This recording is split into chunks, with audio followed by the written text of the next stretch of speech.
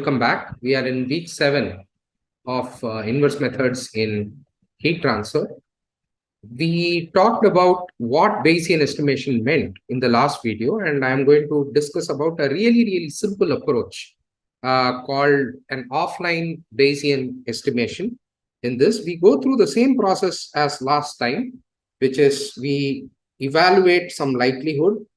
From there, we evaluate the posterior, and based on that, we basically find out point estimates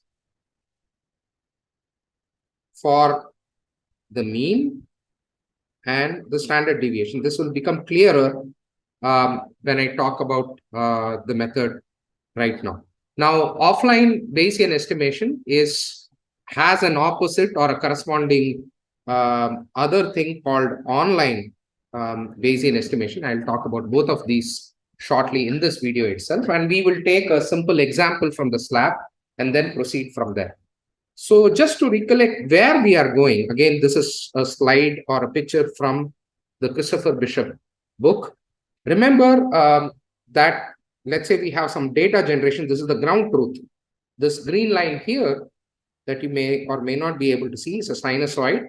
And this is basically where we generate the data from, and we add some noise to it. Okay, so once we add some noise to it, based on this, this is our estimate. So this is our truth or reality. This is noisy data. And this is our model of what happens, our inverse estimate, model estimate. Now the band here, the pinkish or peachish band that you see here is basically our Bayesian uncertainty. Okay. Given what we know, we are assuming, for example, that this is a 9th order polynomial, let us say, and given this data, we really are uncertain. Even though we said this is the line could be anywhere in between this. That is what Bayesian estimates tell us. Similarly, if you give 2 points, the uncertainty region becomes a little bit lower. And as you add more and more points, you can see that our uncertainty becomes smaller and smaller. And finally, you have a very small region here. Now, what we want to do as we finish today's or this particular video is to give this red line as the mean and this up and down as mu plus minus 2 sigma. So we want an estimate for this, which will usually turn out to be the map estimate or maximum a posteriori estimate. The maximum a posteriori estimate of the mean, okay, mu map. We also want to give the standard deviation, so the variation, which is also sigma map.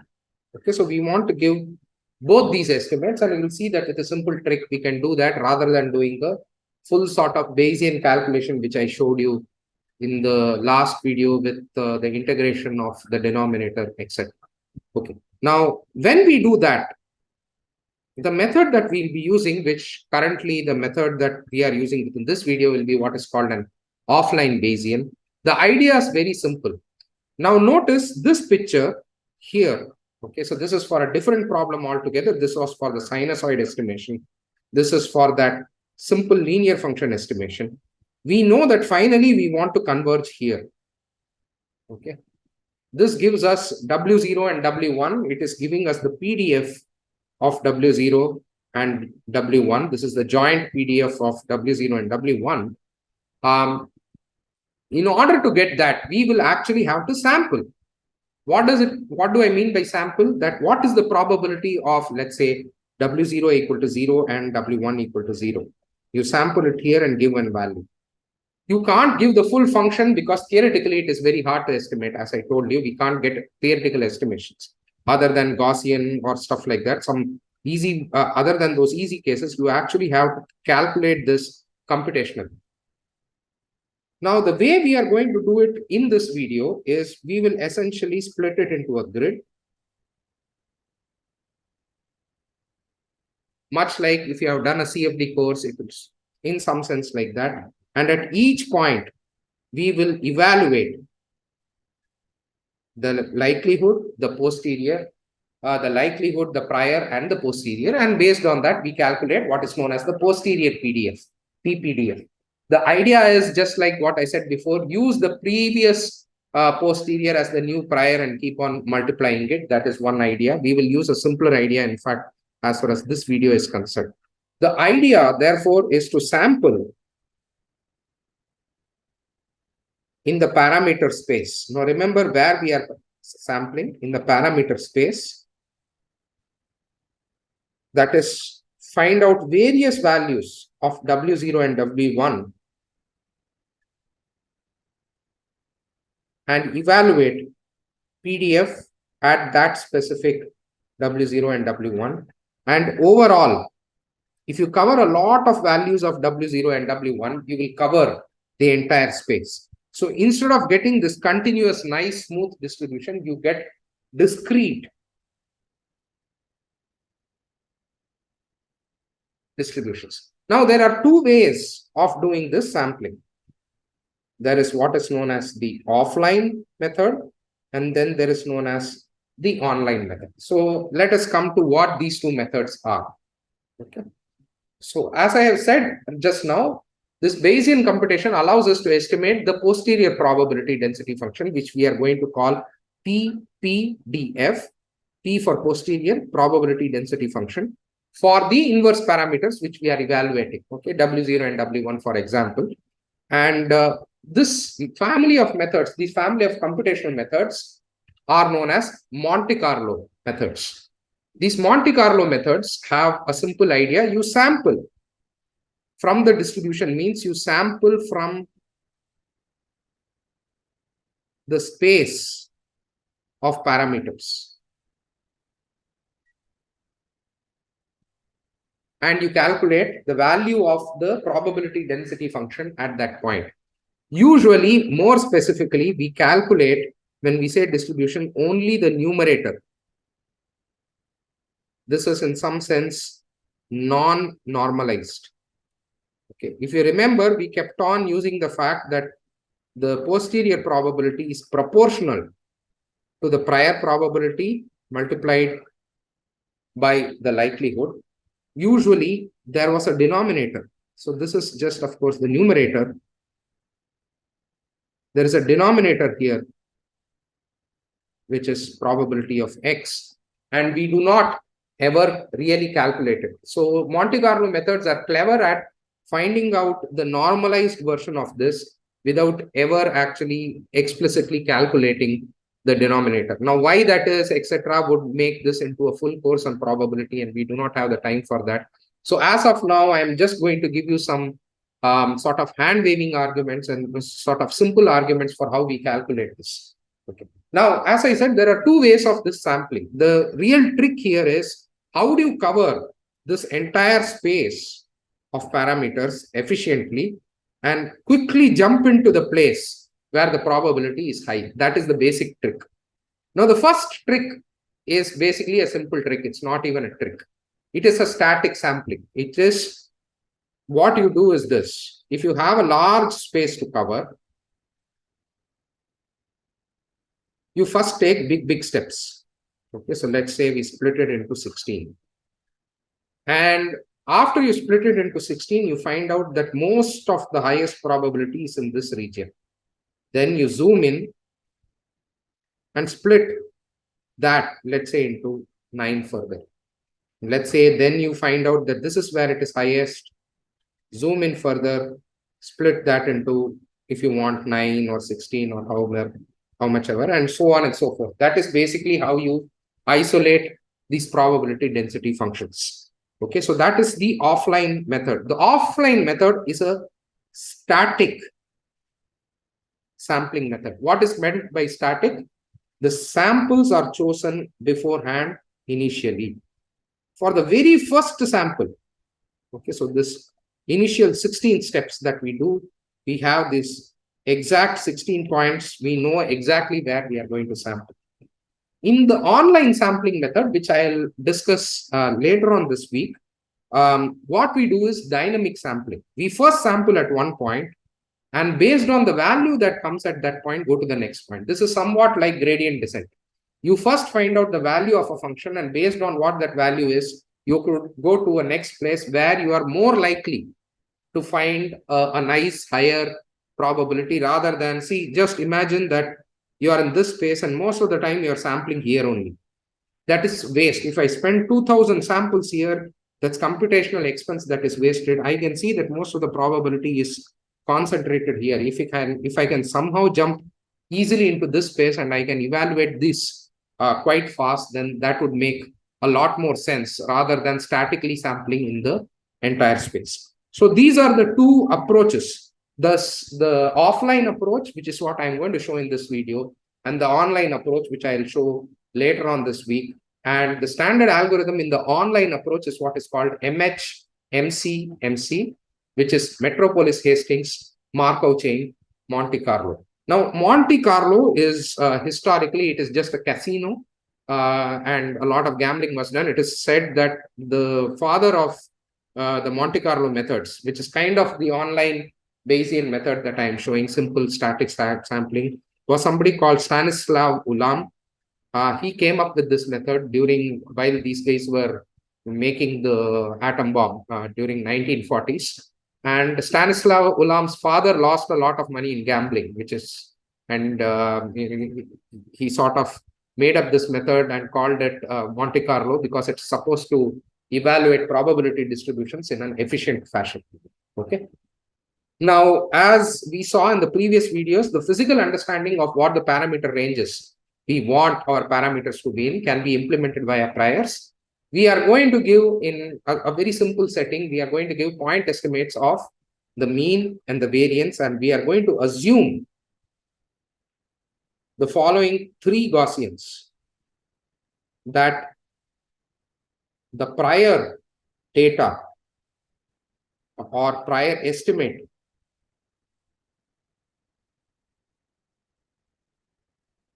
of parameters is a Gaussian.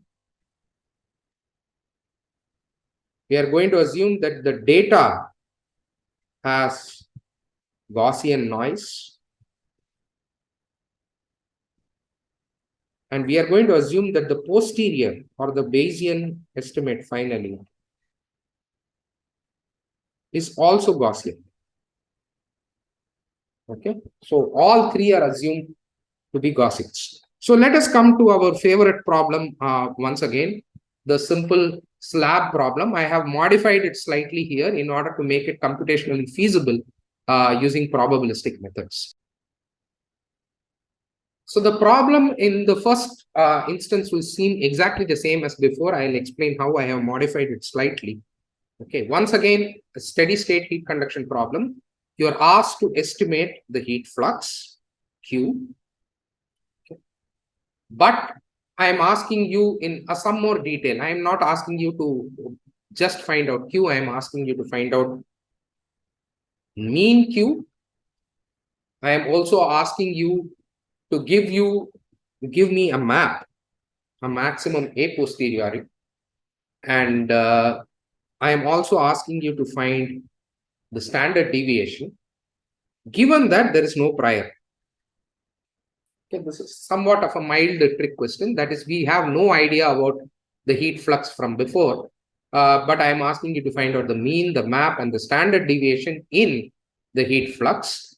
The experimental measurements are exactly the same as before, but the two modifications we have made are this: we are giving you the boundary condition at this end. Okay. I have told you exactly that this temperature is 10 degrees centigrade. Okay. Now, I can also give it as 10 degrees centigrade with some uncertainty, but that's not given. You are given that this is exactly 10 degrees centigrade. Why did we do that? Once I give you one temperature, and I'll show you what happens, this reduces the parameter to just one unknown. Now, remember, all throughout, when we were doing linear regression, we had two unknown parameters. In this case, we have one single unknown parameter.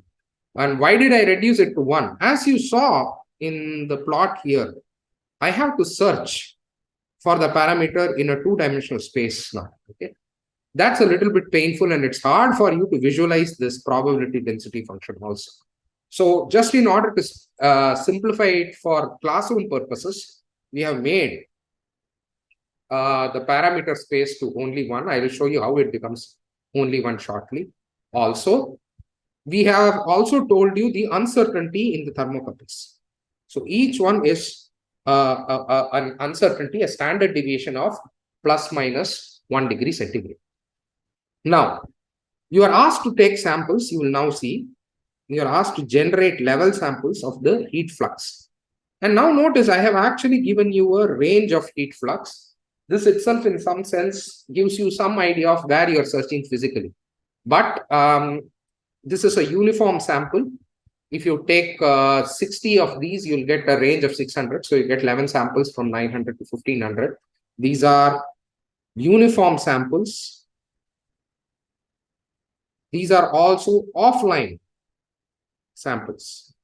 That is, I didn't tell you start with a sample of 900 and then go as you please, okay, which we will do when we come to the Metropolis Hastings algorithm. We will start with just one initial guess, just like we did with linear regression. You start with an initial guess and then, or with nonlinear regression also, and then you start finding your way out. That is more like online sampling or the Monte Carlo, Markov chain Monte Carlo algorithm.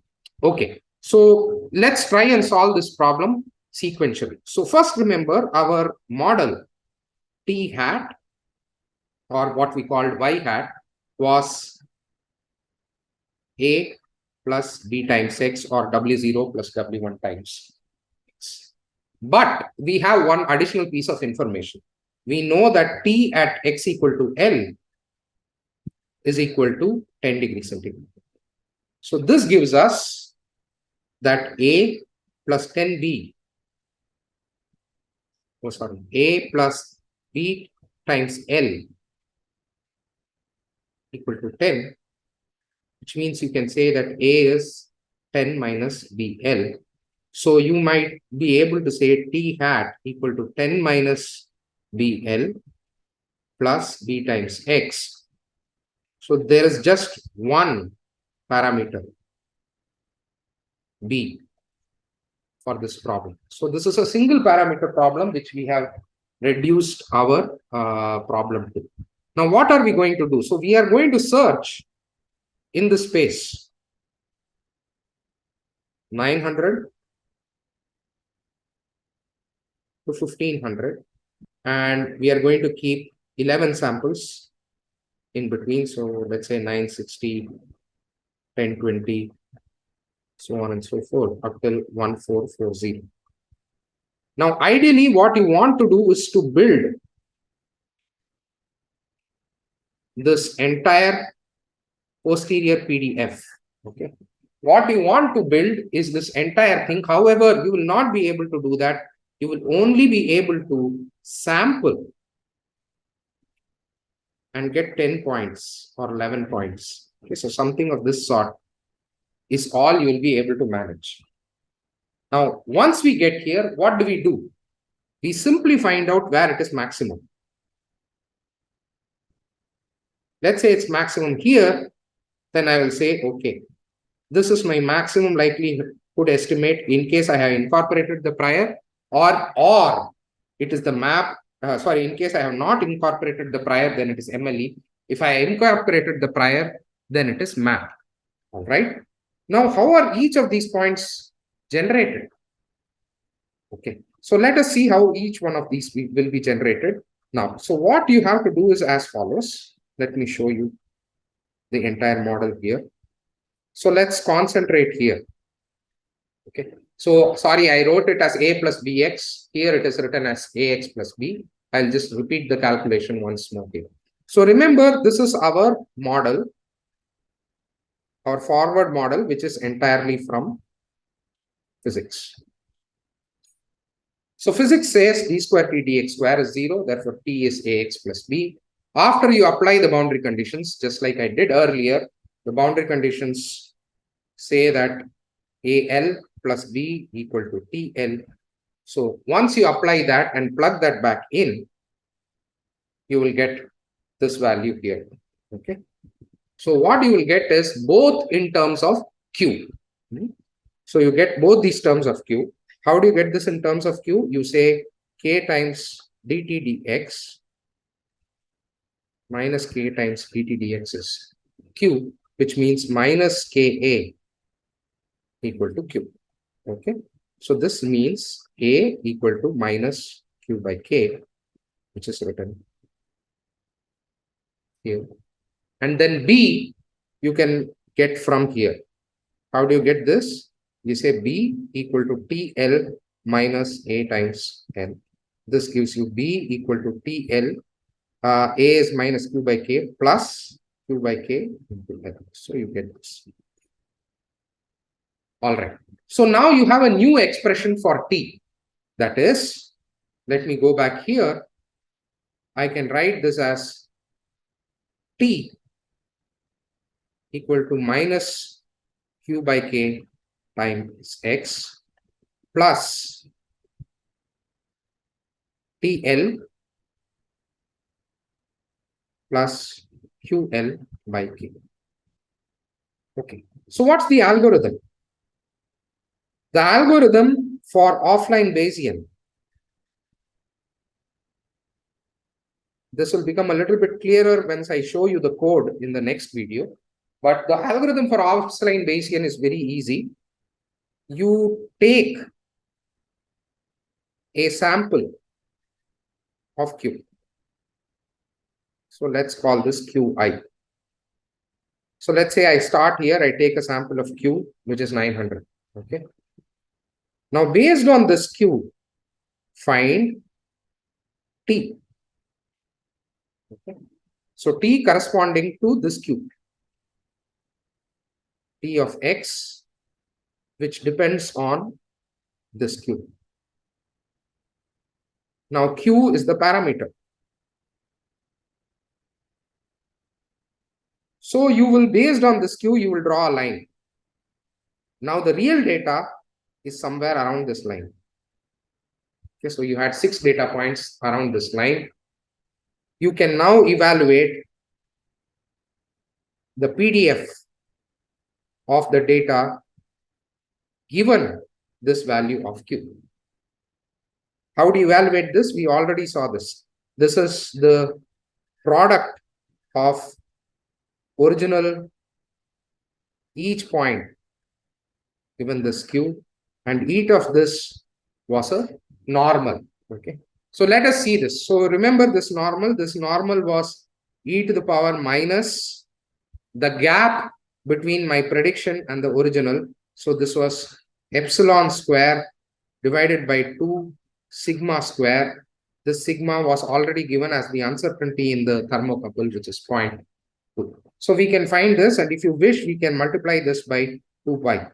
Now, in what follows, I am going to do this. Really speaking, what you should evaluate is the log of the PDF. And I'll tell you why once I show these numbers in the upcoming slides. Okay, so let's just do it naively and go over point by point. So let us say that I have this range of Q values going from 900 to 1500. You can see there are 1, 2, 3 up till 11 points. And I have my data set. Okay, I have 1, 2, 3, 4, 5, 6 points where I have this. This should be 0.06, not 0.07. Now, at these points, I calculate my predicted temperature. So, simulated temperature is the model temperature depending on this expression. Okay. Now, what this means is, notice for each parameter, I have to calculate at each point. Now, imagine if I had 2 parameters, this will be very, very expensive. Okay, so if I have 2 parameters, then there will be a large grid. So if I take, let's say my right-hand boundary condition was also not known, then I have A and B as 2 unknowns. I take 10 values of A, 10 values of B, which means I will have a 100 by 100 grid. And at each value, I would have to generate 6 temperature points. What does this correspond to? So please understand this. When Q was 900, it will give a line. And these 6 are the values on that line. And as we will see, we are going to compare that with ground truth. This is experiment. This is, I'm calling it simulation or the model, which we used to call T hat. Okay, but I'm going to call it T sim right now, just to remember that this is a simulation that we are doing with what is called Monte Carlo. I just simply sampled this Q from various places. Now, each one of these gives a different temperature distribution. This gives one temperature distribution. When I choose it to be, let's say, 1200, the way to read it is to start from the value of Q, say that if the heat flux was so much, what would the temperature look like? Okay, so that's basically what we are doing. Effectively, we are doing a hit and trial method. We say, okay, if I know that the heat flux is between 900 and 1500, for each one of them, how probable is it that the heat flux was 1200 or 900 or 960? Okay, so the first step was to calculate the simulated temperature. The next step, I have written just this. Let me just finish the algorithm. Find the max of all Qi. Okay, so find out the maximum PDF value, and that would be the MLE. In case we have not incorporated the prior, it would be the map in case we have incorporated the prior. Okay, so let's come to this. This is the simulation. Now, this simulation value obviously is not going to match the actual experimental value. So now notice, if Q was 900, at these 6 locations, let me change this once again to 106. At these 6 locations, you will see some values. Okay. These differences are high here. They become lower progressively, but then they might become higher somewhere else. You will notice just by eyeballing it that somewhere around either here or here is where you are getting the lowest temperature differences in absolute value. Okay. But we are not happy with that. We actually evaluate. So this, of course, is the equivalent of my epsilon I. Epsilon I is whatever is our model value divided by the actual value. You can do plus or minus of this. Since we are going to square it, it doesn't matter what we do. Okay. Now, here is where the majority of the calculation is. So it might look a little bit confusing, but let us go step by step. Okay. So you remember this back when we did linear regression. We had this value. This is, of course, the sum of squared errors. We can call it epsilon or E also. I will keep ourselves to the original notation we used, which was S without the average. The average was called J, the loss function, but just the sum of the errors is whatever was our model value minus whatever was the true value, you square that and you sum it, and that you get as S. And if you remember, our PDF was proportional to e to the power minus S square by 2 sigma square. So that's what sits here. This is what we call P1.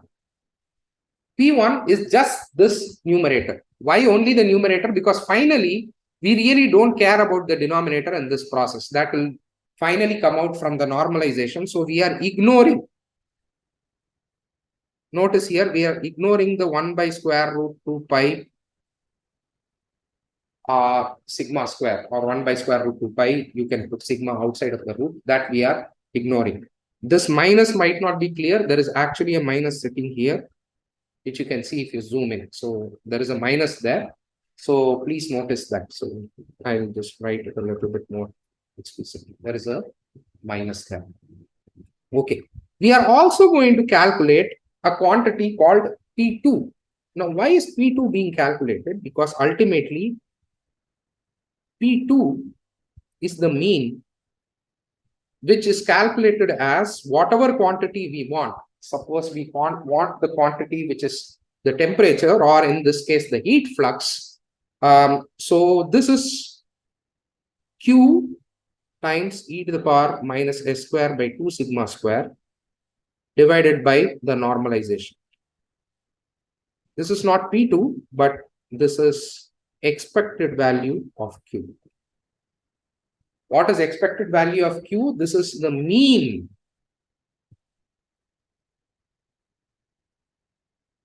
value of Q that we are going to calculate. Remember our definition of expectation as well as variance. So we are going to look at not only is what is Q, but what is the mean value of Q.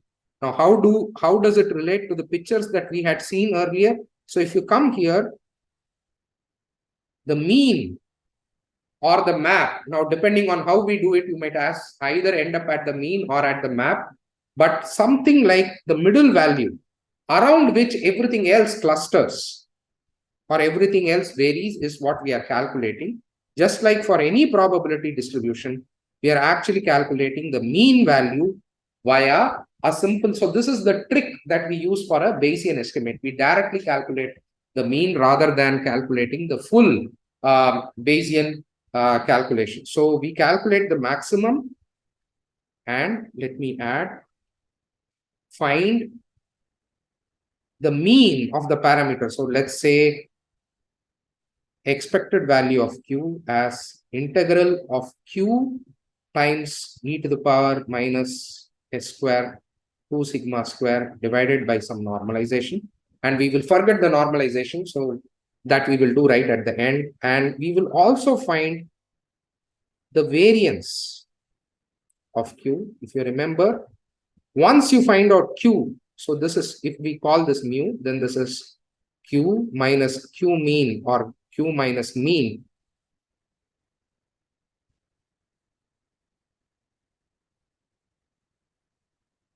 square e to the power minus s square by 2 sigma square. Okay, so you do this over the entire range. So let's come back to this here. Okay. This calculation can actually be done at the end after identifying some candidate heat fluxes also, but let's do it in a systematic fashion. So this P2 here is used to calculate the mean. So P1 is used to calculate the maximum, P2 is used to calculate the mean, and P3 is used to calculate the variance. Okay. Now notice how we are doing the normalization. Qm is actually speaking the normalized integral of Q e to the power minus s square 2 sigma square. Okay. But instead of doing that, the computational equivalent, the Bayesian equivalent is sigma Q e to the power minus s square by 2 sigma square divided by sigma e to the power minus s square by 2 sigma square, because what comes as the normalization is the integral e to the power minus s square 2 sigma square is what comes there. Okay, so instead of doing that, we do this. Okay. Similarly, when we want to find out the variance is calculated as integral Q minus Q mean square e to the power minus s by 2 sigma square. I think I've been writing s square by mistake. It should just be s. S already has the square sitting there. Okay, so please correct your notes if you have been doing that. Minus s divided by integral of minus s by 2 sigma square. Now, in practice, this integrals will be replaced by sums, as you can see here.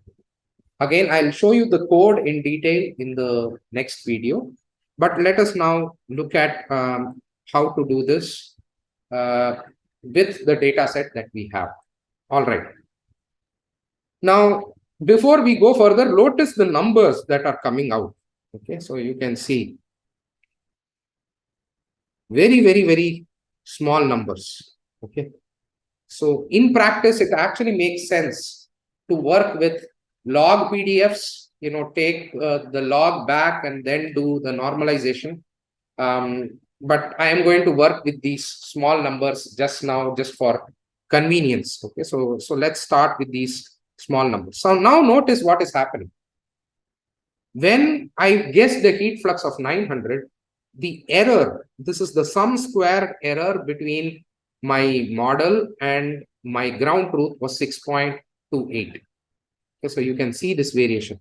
It starts decreasing till you reach this point, and its minimum as at 1260, and then it starts increasing again. Okay, so you can already see that this is actually the best possible value, but we will talk about this also from the perspective of a posterior PDF also. Okay, so you have this 1.1310. Now P1, what was P1? It was simply the PDF or the numerator of the PDF. So at this point, it was some 10 power minus 25. When you normalize it, how do you normalize it? We'll come to that. So you see this P1, this sigma P1 that you see at the bottom. This is the denominator. This is the normalization constant. Why? E to the power sigma of e to the power minus s by 2 sigma square sits here. And this is the sum that we tend to do. Okay, so this is the minimum that comes here. Okay. Now, next is P2. P2 is used to calculate the mean. So how are we calculating the mean? The mean is being calculated as each Q. So 900 times P1. Okay.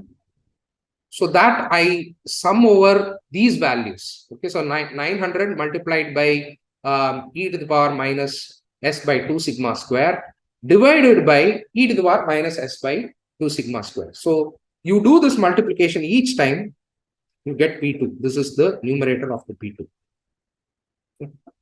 Sum all those up, you get 3.58 into 10 power minus 22. Okay. So divide one by the other, you actually get mean of Q. So that's the way to actually calculate the estimate of the mean. So doing these things this way can be a little bit confusing. So let me just show what P1, P2, P3 do, and then we will look at the numbers just so that this becomes clear. So for example, P1, in the plot that I had drawn earlier, let's draw it here. This varies. This is the probability distribution function, or the numerator of the probability distribution function, going from 900 to 1500. So what you should see when you plot P1 for each value of Q, notice on the x-axis is Q, on the y-axis is the PDF of Q. So that's what we are plotting. How probable is this value of Q? That's what we are plotting. So you can see it's almost zero and peaks at around something of this sort. So at around 1260 is this maximum value. Okay, so you get the maximum value, the normalized value at this point. You can see these are the normalized value. So it starts at 10 power minus 112 here, really close to zero, and it comes to around 0.97 at this point, and then rapidly drops off again to zero here. So this PPDF you get by getting P1 divided by sigma P1. So that's how you get this. So each of these values, so for example, 2.76 into 10 power minus 25 divided by 2.85 into 10 power minus 25 will get you around 0.97. Okay, so that's how you get the PPDF. So you know now how to calculate this, and it's the PPDF that is plotted here. Now, what about this value, P2? What are we doing there? What we are calculating is contributions to the mean. Once again, remember the expectation of Q is for each value of Q, you multiply by whatever error you got there and then normalize it. And that's how you get the mean of Q. So what we are doing here in this Excel sheet, this is actually clearer when you do this in MATLAB, and hopefully you'll see this a little bit more clearly when we see the next video. But you weight this by the value of Q. So this multiplied by 900, this multiplied by 960, this multiplied by 1020. So we are saying that, okay, 900 occurred 10 power minus 137 times. 960 occurred 10 power minus 101 times. Therefore, in a weighted sense, this is what occurred. I take a sum of that, and the sum of this is the numerator. Okay, so sum of this is the numerator here, sum of Q times e to the power minus s by 2 sigma square. So this is the numerator. The denominator is this. Okay, so the denominator is simply sigma of P1. So sigma of P2 divided by sigma of P1 gives me the mean value. Similarly, sigma of P3 divided by sigma of P1 gives me the variance. Okay, so this value here, if you see, came from sigma P1, sigma P2 divided by sigma P1. This one came from sigma P3 divided by sigma P1. Okay. So once we have that, once we have sigma Q square, remember this is the variance, you can actually get the standard deviation. Okay. Now the maximum a posteriori, even though I have called it maximum a posteriori, in this case, MAP and MLE are the same because there was no prior. So here is what we see if we put stuff together. Okay. As I showed you, there was no prior. This means MLE and MAP are the same. If you simply looked at where the probability maximized, this place was approximately 1258 or somewhere around that. Okay, so 1260. So this was 1260. Amongst the points that we took, it maximized at 1260. If you took a mean, which came from that P1 quantity by evaluating the integral, all these are approximate integral, it came to 1258. And if you do a proper least square regression, you will get somewhere around 1260. So the differences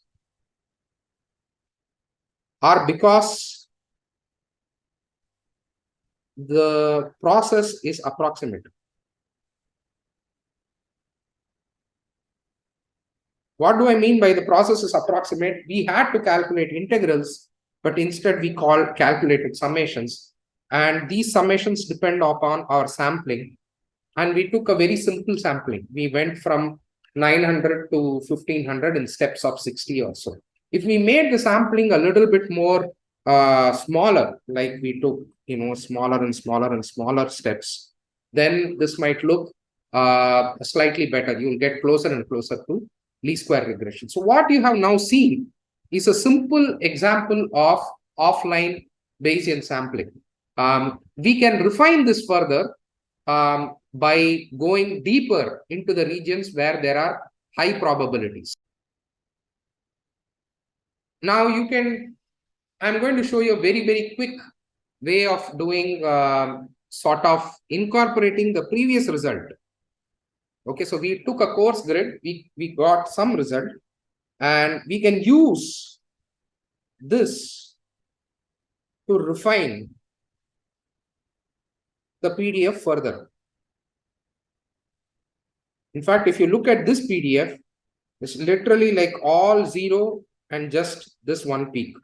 We would like to know a little bit more here in case you want a slightly better estimate. So what we are going to do is, this was our maximum likelihood estimate for the mean, or not the maximum likelihood estimate. This was just our mean estimate. Okay, so this was our Bayesian estimate for mean. We can use this to refine this region further by using this as prior, just like I showed you in the previous video.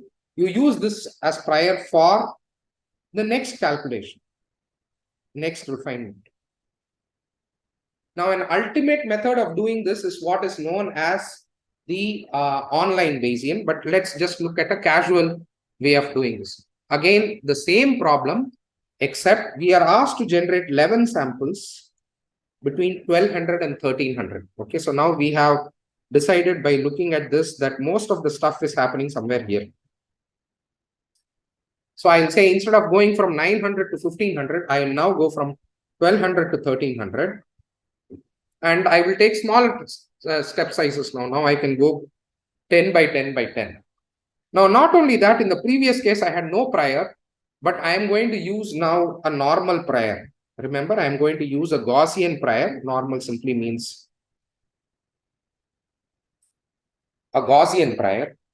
And in this case, the Gaussian prior is going to have as mu from the previous calculation. Now, there are various ways of taking sigma. You could have taken the sigma that we had from the previous computation, or if you have no information, which is we are going to pretend we have no information. If you have nothing, we'll simply take, this is just a rule of thumb, take 10% of the previous mu.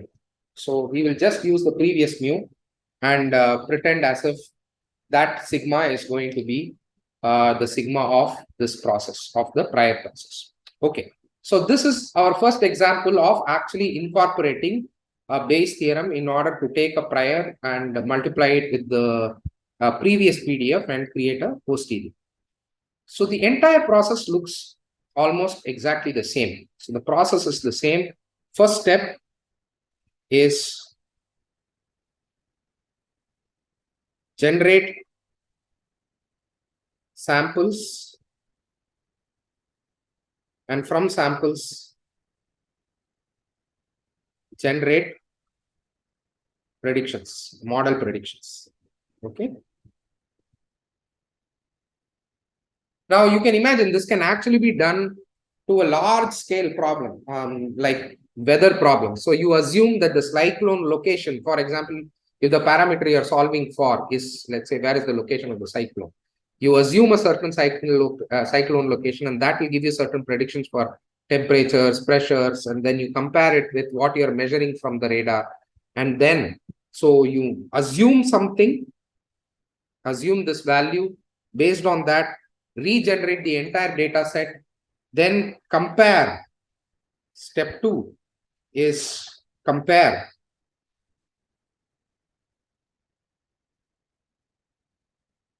with actual measurements. The entire inverse process that I told you. Make a guess, compare it with ground truth. We are literally doing that now. So you again compare with your locations, the 6 locations where we made the measurements. So these are those 6 locations. Again, I should turn this to 0.06. And after that is where you generate PDFs. This is the third step. This is where most of the calculation is involved. Okay. Now, here we have 2 steps of this calculation. What are the 2 steps? The PDF is made up of the likelihood, X given W, and also the prior. The likelihood is simply e to the power minus A, where A is given here, S by 2 sigma square. This we already saw. But the posterior is e to the power minus B, where B, remember, is, or e to the power minus B, this has to be a normal with mean, whatever is the prior distribution mean, and sigma of the prior. Okay. So this means B has to be, this will look like e to the power minus Q minus mu P square divided by 2 sigma P square. Therefore, B is going to be Q minus mu P, the whole square divided by 2 sigma P square. What does this physically mean? A simply measures how well have you fit the data. Okay. So the Q you chose will give you an error, which is sitting in S, which will match the data. But what this measures is how far is the Q you chose from my previous assumption about how good Q is. So mu P is actually a guess for what Q is based on what all you have seen in such slabs before, or in our case, based on what all we saw with the PDF that we saw before. Okay, so please understand this delicate balance between data and prior. Data is what we are observing right now, and prior is what we observed before. So it makes sense that when you want to make a judgment right now, you should depend both on what you are seeing right now. It's not all reality. You know, people before you have seen something, you incorporate that too. And that's how we make this up. So that's the power of the probabilistic approach. So come back here. So A is S by 2 sigma square and B is Q minus mu P square. So this is gap between data and model, or gap between current data and model. This is gap between prior data and model. Okay, so I hope that will make things a little bit more intuitive. Okay, so now you see P1 is just like what we did before. Last time P1 was just minus A because we had no prior at all. So now P1 is going to be e power minus A plus B. Similarly, P2 last time was just Q into e to the power minus A. P2 is now going to be Q into e to the power minus A plus B. P3 last time was Q minus QM square towers multiplied by e power minus A. This is Q into Q minus QM square e to the power minus A plus B. Everything else is exactly the same as before. Really, nothing has changed except wherever you had A, now you have A plus B. In other words, wherever you had current data, you now say current data plus sort of a compression of prior data is what is sitting here. Okay, all that put together is sitting in this term B. So we do the calculation, and now you see that the maximum shifts a little bit because the prior shifts the maximum a little bit lower. Okay, the prior shifts the maximum a little bit lower from before. The prior was 1258, and last time I think we were at 1260. So we are moving a little bit to the left, depending on what sigma P is. If we are very sure, then the band will be lower. If we are a little bit less sure, it will move a little bit more, which is what is happening here. Again, notice QM, the mean simply comes from summing up this column, sigma P2 divided by sigma P1. Okay, so you can see this, which is why you get a 10 power 3 factor here. So that comes to 1243. Similarly, sigma Q square comes from sigma P3 divided by sigma P1. Okay, so that is sitting here. And now we have a new maximum A posterior estimate, which is 1240, which is here. And a new mean, which is 1243, which is different from what we had earlier, which was 1258, if I remember right. Yeah, so without the prior, it was 1258. And now reusing that, now you can notice what has happened. We have zoomed in effectively. Before we had like a strong PDF, you know, somewhere here is where we were. So, you know, I have made this like this. Really speaking, it is flat after this. So we went till 1500, we went till 900, and now we have zoomed in. Sort of in computational terms, we have done a mesh refinement within this place. So the maximum occurs somewhere here. If you do a more careful simulation, it will be somewhere a little bit before. You can now compare. Without any prior, the mean was 1258. With the prior, basically reusing this prior, we got a new estimate, which is 1243. With no prior, this was basically just the MLE, the maximum likelihood. Now, using that as prior, we come back here. The standard deviation was 10.3. The standard deviation actually has become higher. Now, why did it become higher? It became higher because the prior we used in this case, the prior we used was, notice this, 10% of mu p, which is 125. This is why we became a little bit certain, less certain. If we had used a prior of a little bit smaller, like 10 or something, this would have become more and more narrow.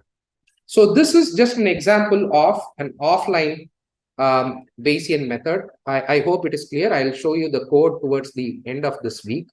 In the next video, we will look at the other algorithm, which is known as the Metropolis Hastings Markov chain Monte Carlo, which is an online Bayesian approach. It is sort of just this approach, except squeezed to just one step. Every step you sort of redo with the information that you have already got. So we will see that in the next few videos. Thank you.